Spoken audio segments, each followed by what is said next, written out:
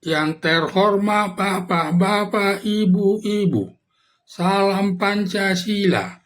Pada hari Sabtu tanggal 29 Februari tahun 2025, saya akan mengomentari Kejaksaan Agung menetapkan 7 tersangka dalam perkara korupsi di Pertamina.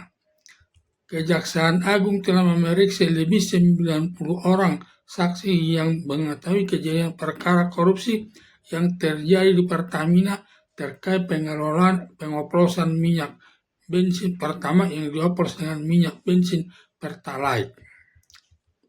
Setelah Kejaksaan Agung memeriksa 90 orang tersebut, telah ditemukan 7 orang sebagai tersangka yang sudah menemukan minimal 2 alat buktinya, dan ke-7 orang sebagai tersangka tersebut, 4 orang sebagai direktur di lingkungan Pertamina, sedangkan 3 orang dari pengusaha, dan ke-7 orang tersebut sudah ditahan kejaksaan.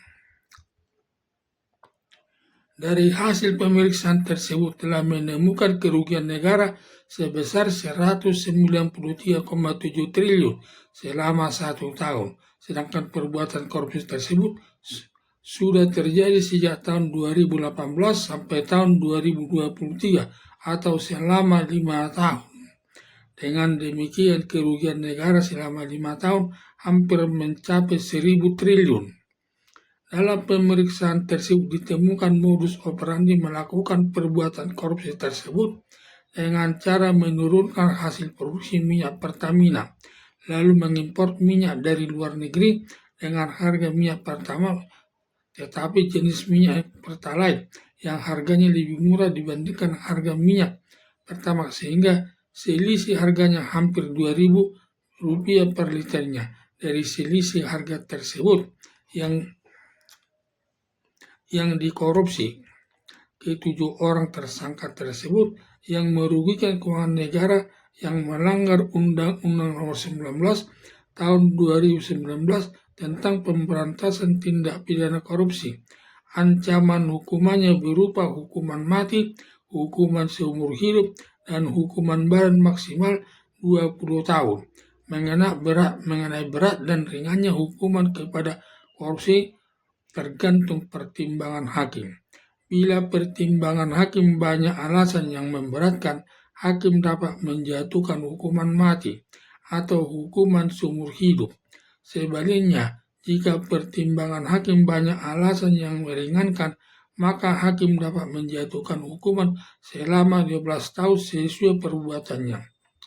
Ke-7 orang yang dijadikan tersangka tersebut langsung dilakukan penahanan agar tidak melarikan diri, karena kalau tidak dilakukan penahanan bisa nanti melarikan diri ke Amerika Serikat atau ke negara Australia, karena di negara Amerika Serikat dan Australia perbuatan korupsi bukan perbuatan kejahatan, hanya masalah administrasi negara.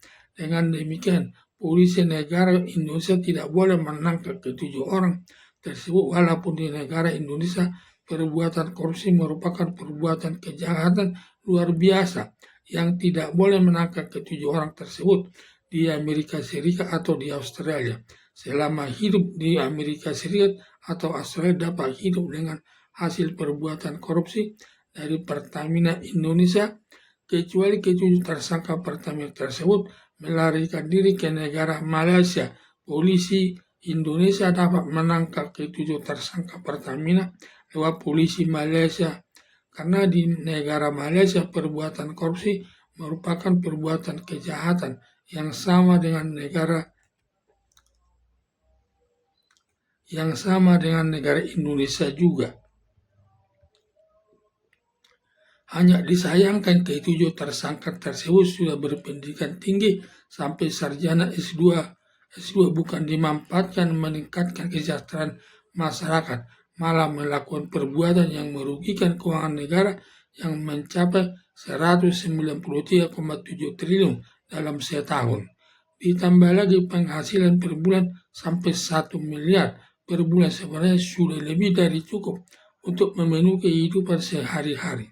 Tetapi masih tetap merasa kurang, lalu melakukan perbuatan korupsi di Pertamina dengan cara mengoplos minyak bensin Pertamina dengan minyak bensin Pertalite yang selisihnya lebih Rp2.000 per liternya.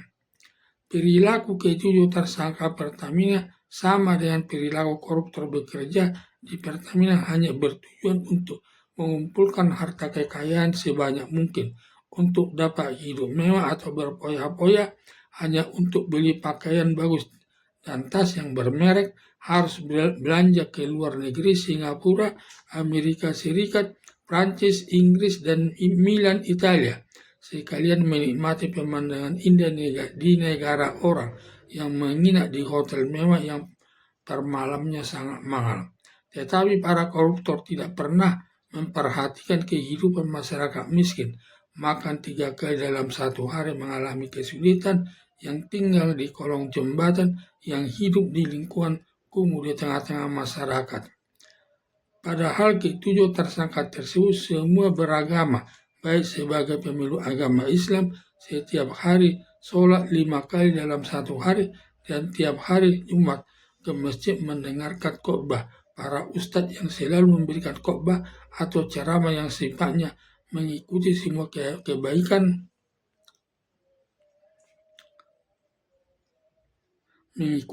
kebaikan yang dibenarkan agama yang diyakininya, dan menjaga diri dari perbuatan yang bertentangan dengan ajaran agama yang diyakininya. Juga dengan agama Kristen dan Katolik, sebelum makan berdoa dulu atas makanannya agar membawa berkat dalam tubuhnya, dan setiap hari Minggu ke gereja untuk mendengarkan firman yang disampaikan pendeta, yang intinya melakukan perbuatan yang baik. Dan agama Katolik banyak disampaikan pastor sifatnya yang baik saja. Demikian juga yang beragama Hindu, selalu ke pura berdoa kepada dewanya agar selalu berbuat baik. Juga agama Buddha selalu berdoa kepada Buddha di Siga Utama agar diberikan keselamatan hidup selama di dunia ini. Dan juga agama Konghucu selalu ke kelenteng berdoa minta keselamatan hidup dalam melaksanakan kehidupannya di masyarakat. Tetapi semua yang beragama rajin melakukan kegiatan agama sesuai keyakinannya masing-masing. Hanya saja suka mengambil yang bukan haknya, dilakukan lewat perbuatan korupsi yang masuk perbuatan kejahatan luar biasa, dan hukumannya sangat berat berupa hukuman mati, hukuman seumur hidup, dan hukuman badan maksimal hukuman selama 20 tahun. Padahal negara sudah membuat Undang-Undang Nomor 19 Tahun 2019 tentang pemberantasan tindak pidana korupsi. Ancaman hukumannya sangat berat, tetapi ketujuh tersangka Pertamina tidak takut melakukan perbuatan korupsi tersebut, sampai pemerintah atau negara sudah tidak tahu lagi tindakan apa lagi yang akan diambil pemerintah agar tidak berani melakukan perbuatan korupsi di tengah-tengah masyarakat. Ada dugaan ketujuh tersangka di Pertamina tidak takut melakukan perbuatan korupsi, diduga melihat kenyataannya para penegak hukum, baik jajaran kepolisian, kejaksaan, komisi pemberantasan korupsi, maupun pengadilan pada umumnya putusannya cukup rendah kepada pelaku korupsi, walaupun yang dikorupsinya mencapai triliunan rupiah, sehingga setiap orang tidak takut melakukan perbuatan korupsi. Dianggap seperti istirahat di dalam lembaga pemasarakatan dalam waktu yang tidak lama. Karena para pelaku korupsi tidak begitu takut hanya dihukum rendah. Yang paling ditakuti para koruptor bila semua hasil yang dikorupsi berupa uang triliunan rupiah serta beberapa rumah mewahnya yang dibeli dari uang hasil korupsinya disita untuk dirampas untuk negara, menjadi orang miskin untuk makan 3 kali dalam satu hari, mengalami kesulitan menyekolahkan anaknya, terlebih untuk membayar uang sekolahnya dan membeli buku-buku sesuai kebutuhannya, yang sama sekali mengalami kesulitan serta mendapat penghinaan dari masyarakat. Bila hanya ditahan tidak begitu lama, sedangkan hasil korupsinya masih banyak dapat hidup mewah dengan memiliki beberapa rumah mewah dan beberapa mobil mewah, dan hidup di tengah-tengah masyarakat, mendapat penghormatan dari masyarakat. Semua kebutuhannya terpenuhi dengan hidup mewah di tengah-tengah masyarakat. Maka lebih takut koruptor jatuh miskin daripada ditahan dalam lembaga pemasyarakatan.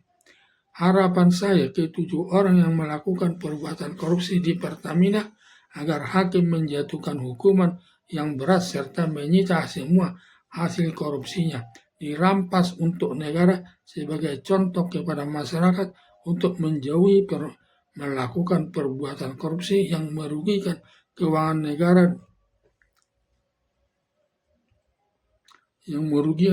negara di tengah-tengah masyarakat sejalan dengan falsafah Pancasila sebagai dasar negara Indonesia.